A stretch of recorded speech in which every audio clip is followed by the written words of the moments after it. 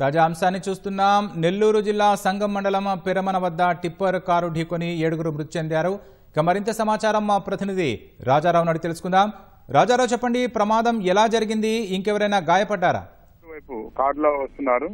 ఈ కారులో వస్తుండగా నెల్లూరు వైపు నుంచి కడప టర్నింగ్ మలుపు వద్ద జాతీయ రహదారి మలుపు వద్ద ఈ టిప్పర్, ఇసుక లారీ టిప్పర్ ఈ కారుని ఢీకొనింది. దీంతో బాగా టిప్పర్ లోకి ఈ కారు దూసుకుపోయింది. ఈ టిప్పర్ వేగంగా రావడం వల్లనే కారు నుజ్జు కావడం, అక్కడికక్కడ ప్రాణాలు పోవడం అనేది జరిగింది. వీరు ఈ టిప్పర్ కి సంబంధించి అనేక మంది కూడా ఇసుక ఈ జాతీయ రహదారి మీద సంగం ప్రాంతంలో భారీగా ఇసుక తవ్వకాలు చేస్తుంటారు. అక్కడి నుంచి అనుమతులు లేకుండా కూడా సంగం నుంచి ఈ రోడ్డు మార్జిన్ లోనే ఇసుక డంపింగ్ కూడా చేశారు.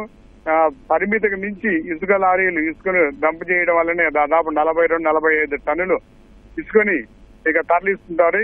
అనేక సార్లు కూడా ఇసుక టిప్పర్ల వల్లనే రోడ్డు ప్రమాదాలు జరిగాయి. ఇటీవల కూడా అదే ప్రాంతంలో ఒక 3 మృతి చెందడం జరిగింది. అనే ఇసుక మాఫియా వల్ల ఈ నెల్లూరు నగరంలోని ఎస్పీ కార్యాలయం వైపు నుంచి కూడా ఇసుక లారీలు ఇదే విధంగా అనుమతి లేకుండానే అక్రమంగా ఇసుకని తవ్వకాలు చేస్తున్నా కూడా పోలీసు అధికారులు కానీ ఎవరు పట్టించుకోవడం లేదు. ఈ తరమన ఈ జాతీయ రహదారి ఈ ప్రాంతంలో బాంబే హైవే ఇది.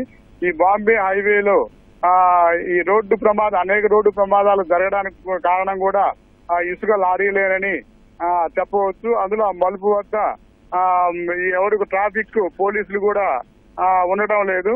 దీంతో కొండ ప్రాంతంలో కానీ ఈ సంఘం వద్ద అనేక ప్రమాద ఇన్సిడెంట్లు కూడా జరుగుతూనే ఉన్న పరిస్థితి అనేది ఉంది. ఇటీవల మంత్రి ఆనం రామనారాయణ రెడ్డి కూడా ఈ ఇసుక తవ్వకాలతో పాటు అక్రమంగా లారీలు కూడా వాటిని కూడా అదుపు చేయాలని, అదే విధంగా ఆ మలుపు వద్ద కూడా కొన్ని మార్కింగ్ కూడా ఏర్పాటు చేశారు. ప్రమాదాల మీద కూడా సమీక్షలు కూడా చేశారు. అయినా కూడా అక్కడ డ్రమ్ములు గాని ట్రాఫిక్ అధికారులు కూడా కొంతకాలం సీసీ కెమెరాల ద్వారా పర్యవేక్షణ చేశారు. అయినా ఇటీవల మళ్లీ తగ్గడంతో ఈ ప్రమాదం అనేది జరిగింది. రాని చనిపోయిన వారి వివరాలు ఏమైనా తెలిసాయా రాజారావు? ఇంకా ఎవరైనా గాయపడ్డ వాళ్ళు ఉన్నారా? చనిపోయిన వారు మృతుల వివరాలు ఇంకా పోలీసులు సేకరిస్తున్నారు. తెలియాల్సింది మరి కొద్దిసేపట్లో పోలీసు వివరాలు వెల్లడిస్తారు. ధన్యవాదాలు రాజారావు.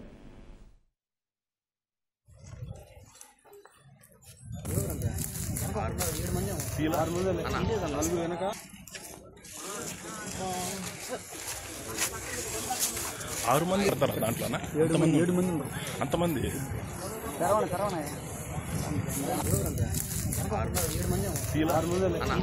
వెనక